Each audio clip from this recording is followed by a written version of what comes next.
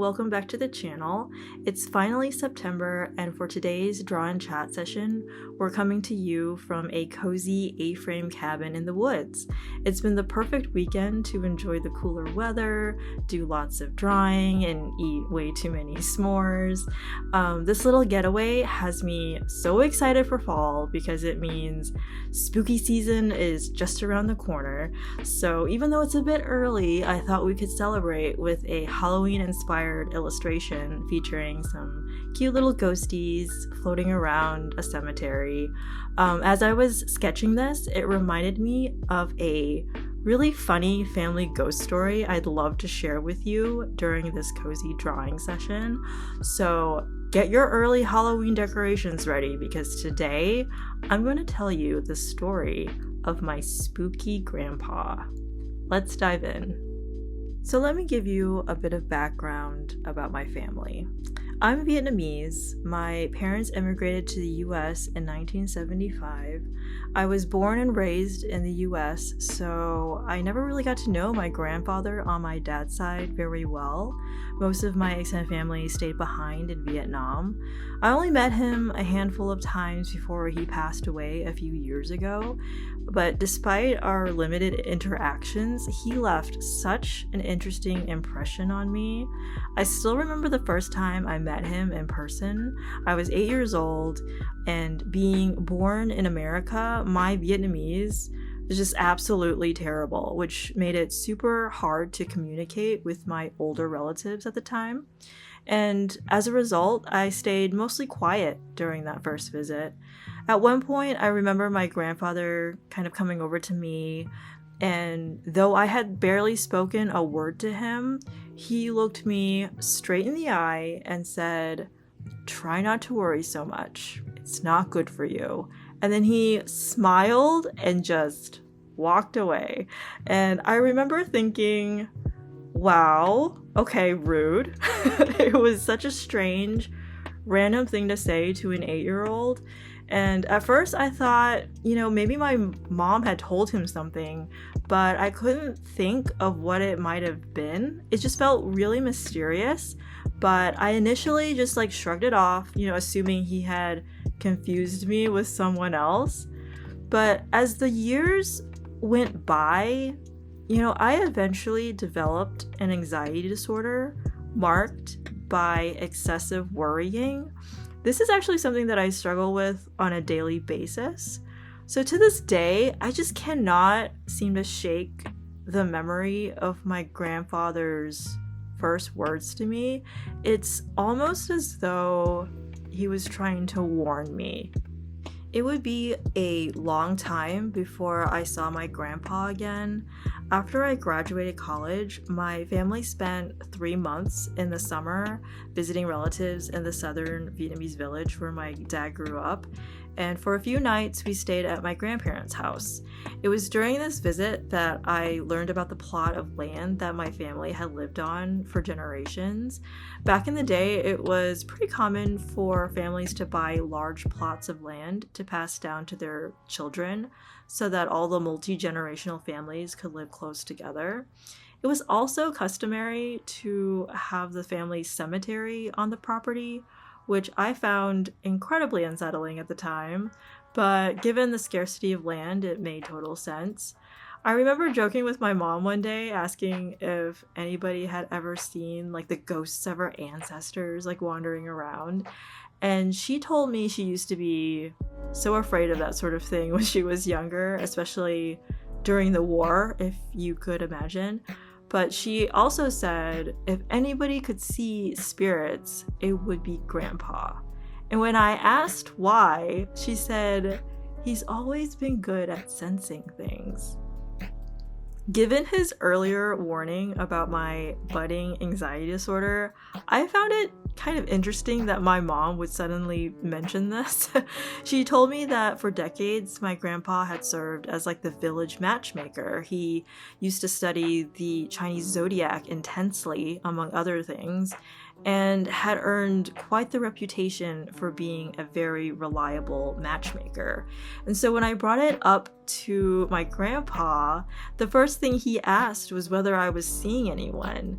And at the time, I was in a 4-year relationship with a guy I met in college. And after graduation, I kind of started to have doubts about us. But my grandpa didn't really know any of this. All I told him was my boyfriend's name and birthday, and yet he immediately told me that I should just move on, that it wasn't going to work. He was very specific in saying that we were too different and would eventually want very different things. And once again, my grandpa somehow saw right through me without having much information at all. The truth was, my boyfriend at the time wanted to get married and like start a family, but part of me completely dreaded that idea. And later I realized that I'd be much happier living a child-free lifestyle. So that's 2 points for spooky grandpa so far. Those are just a few of the times I met my grandpa in person, and I've never forgotten them. As I mentioned before, he had a way of leaving a lasting impression, and to be honest, I'm usually very skeptical about psychics, and I don't believe much in like the paranormal either. I enjoy like ghost stories, but they're typically just entertainment to me. However, this last experience about my grandpa really made me question all of that. And this was a story told to me by my dad. During one of my semesters away at college, my grandparents visited the US for the first time, and it was a big deal for my dad to take them to Florida. Being like a theme park enthusiast, he was so excited to show them Disney World and Universal Studios. And I couldn't join the trip because I was in the middle of finals. Otherwise, I would have totally partied with my grandparents at Disney World. But I remember when my parents took me to Florida at 11, and like how much of a financial strain it was, since they don't make much money running their donut shop. Still, it was a point of pride for my dad to take us, even though we had to eat like McDonald's most nights to keep costs low. I also remember staying in some very questionable budget motels because that was all we could afford. And so when my parents took my grandparents, I assumed my dad had planned something very similar to save money on the trip. So my dad said for the first couple of nights, they stayed at a very cheap Motel 8 type of place. It was super old, but it had free breakfast, and my dad really wanted their rooms to be right next to each other in case my grandparents needed something. And after the first night, they met for breakfast, and my dad asked my grandparents how they slept. And my grandmother complained that the room felt really cold, which kept her tossing and turning all night. And then my grandpa chimed in saying, "Of course it was cold. There was a spirit in the room." To which my dad just like laughed it off and didn't think much of it, since he was super busy planning their day at the park. I don't know if my dad is just oblivious to how generally spooky my grandpa can be, but it always cracks me up that nothing, not even like a potential ghost sighting, could distract this man from his precious Disney park plans. On the second morning, my dad asked if my grandparents had slept any better, and my grandma, this poor woman, said she still felt miserably cold all night, especially at her feet. And to this my grandpa replied, "Yeah, because the spirit from last night came back." First of all, I love how totally nonchalant my grandparents seem to be about all of this. My dad said they weren't really freaked out about it. It was almost as though they were just talking about a cat that happened to wander into the room. And I just got the impression that this was definitely not their first encounter with the spirit world. My grandpa explained that he had woken up in the middle of the night, sat up, and saw a ghost standing at the edge of the bed. This mental image alone is just beyond creepy to me. My grandpa said he spent an hour trying to communicate with the ghost, which for some reason made me laugh a little bit. I asked my dad how that was even possible. I assumed this Florida ghost would only know English, and my grandpa only speaks Vietnamese. But my dad said they communicated through thoughts and emotions, according to my grandfather's account of the experience. At this point, I thought my dad had to be making this story up.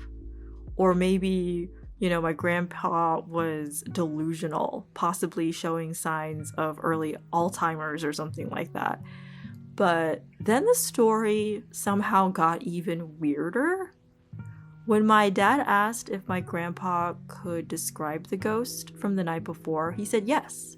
He described the spirit as a tall, dark figure with large, round-shaped hair and wearing bell-bottoms, just like the ones my dad used to wear in his younger days.